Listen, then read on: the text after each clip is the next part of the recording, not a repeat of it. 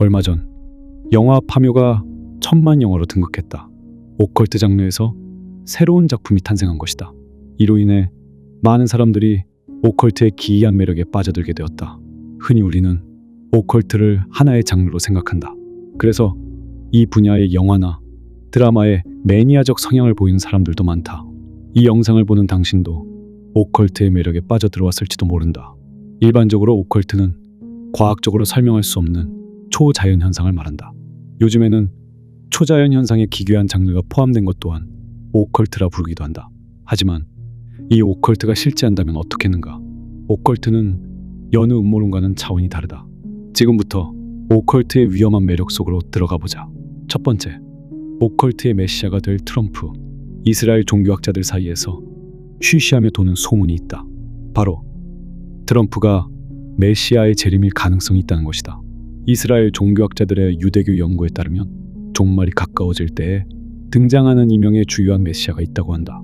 한 메시아는 살상을 일으키게 되고 다른 한 메시아는 평화를 가져온다고 말한다. 각각 메시아 벤 요세프, 메시아 벤 다비드라 이름하고 있다. 트럼프는 이 둘의 메시아 중 하나가 될 수 있는 카드를 가지고 있는데 이에 대한 근거가 있다.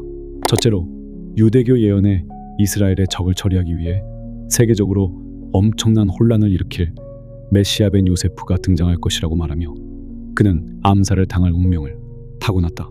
둘째, 최근 미국과 이스라엘이 입을 모아하는 말이 있다. 바로 트럼프가 이란에 의해 암살당할 수도 있다는 이야기다. 이에 트럼프가 만약을 대비해 철저한 준비를 하고 있다. 셋째, 트럼프는 이미 미국 선거에서 우세한 지지율을 얻고 있으며 그가 대통령이 되는 여부에 따라 세계의 평화가 좌지우지된다. 이러한 세 가지의 유력한 근거에 따라 트럼프는 곧 메시아가 될 가능성을 타고났으며 이는 유대교 종교학자들 사이에서 큰 신뢰를 얻고 있다. 심지어 이스라엘의 한 종교 재단에서는 이미 메시아로 여겨지고 있다고 하니 오컬트계가 앞으로 트럼프의 행보를 굉장히 주목할 것이라고 예상된다. 두 번째, 히틀러를 창조한 오컬트. 오컬트는 정말 다양한 종류로 이루어져 있다. 그 중에서도 룬 마법이라는 분야는 히틀러를 창조했다고 해도 과언이 아니다. 룬 마법이란 마치 우리나라의 점쟁이와도 비슷하다. 스톤이나 카드에 염원을 담아 부적처럼 목적을 달성하는 데 쓰는 마법이다. 이는 사람들의 심리에 대해 잘 알지 못하면 제대로 사용할 수가 없다. 하지만 히틀러는 사람들의 마음을 꿰뚫는데 통달한 사람으로 룬 마법을 이용하여 자신의 목표를 이뤘다. 그의 독재는 룬 마법의 표식을 나치당의 표식으로 삼는 것에서 시작됐다. 또한 오컬트의 사상을 가지고 본인 대신 움직여줄 비밀단체까지 만들어 사람들이 우월의식을 가지고 유태인을 차별하는 데에 죄의식을 갖지 않도록 세뇌했다고 한다. 히틀러는 룬 마법을 스스로에게도 적용하여 우월함을 명분 삼아 유태인 대학살까지 저질렀다. 우리가 보는 오컬트의 초자연적 분야는 신비하고 매력적인 분야로 보인다. 그러나 잘못 사용하면 히틀러와 같은 처참한 결과를 낳을 수 있다는 것을 보여주기도 한다. 세 번째, 사탄이 선택한 십자가. 성경에는 예수의 제자인 베드로가 십자가에 거꾸로 못 박혀 죽었다는 기록이 나온다. 베드로가 거꾸로 죽은 것은 신의 아들인 예수와 같은 자세로 매달릴 수 없다며 스스로를 낮추는 겸손의 의미였다.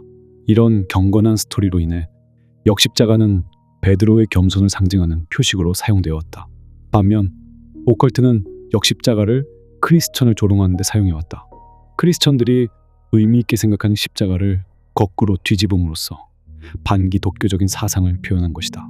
이것은 예수를 대적할 적그리스도가 세상에 올 것이라는 것을 의미하기도 했다. 오컬트에서는 이런 사상을 담아 사탄을 신격화하는 사탄의 십자가, 기독교를 의미하는 장미 십자가 등의 표식들도 함께 사용했다.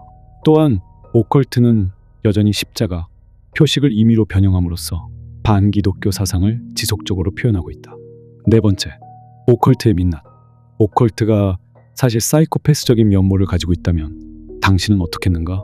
오컬트와 관련된 초자연적 현상을 말한다면 우주를 빼놓을 수 없다.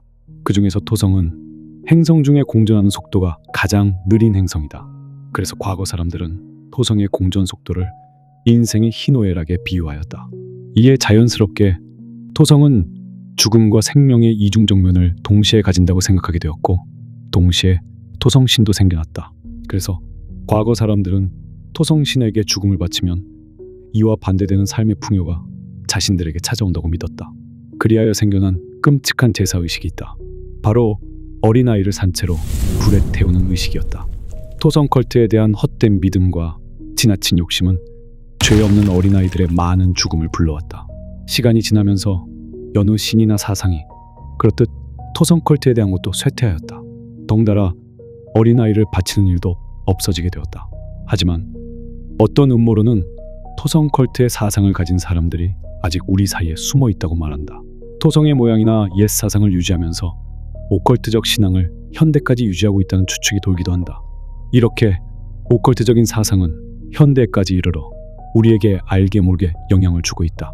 누군가에겐 오컬트는 그저 미신 혹은 음모론일 수도 있다. 하지만 오컬트의 신앙을 가진 사람들이 어디에 숨어 지내는지는 아무도 모르는 것이다. 당장 당신의 옆에 있는 사람이 오컬트에 대한 사상을 가지고 있을 수도 있다. 이 이야기를 들은 당신도 지금부터 주의 깊게 주변을 살펴봐야 할 것이다.